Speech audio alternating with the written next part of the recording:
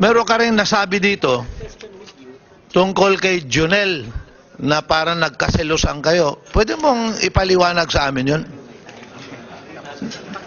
Para bang... si Junel. Wala po akong sinabi na Warren? sinusan kami ni Junel. Ha? Wala po akong sinabi na Si nagsinusan Warren. po Si kami Warren ni pala. Junel. Si Warren.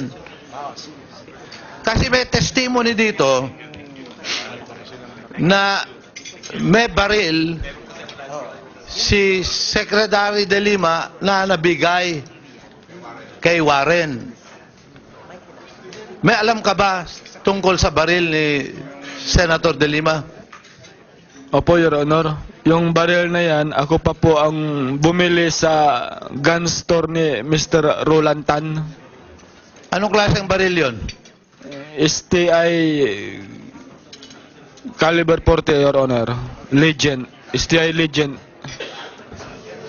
Kailan mo huling nakita yung baril na yan?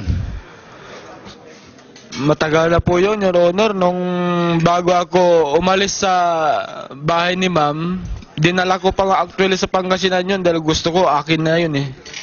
Ako naman po ang bumili dun eh. Tapos, Pera lang ni Madam. ano nangyari? Bakit di mo nakuha? Pinabalik po ni Madam sa kanya, kaya ibinalik ko sa Manila, isinauli ko sa kanya.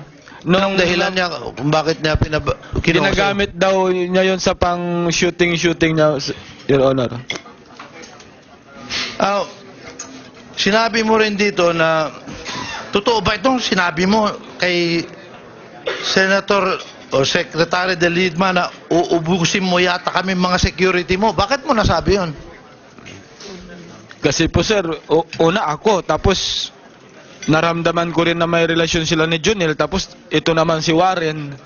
Kaya parang ang nasa isip ko, para uubusin niya kaming mga security niya. Ito na si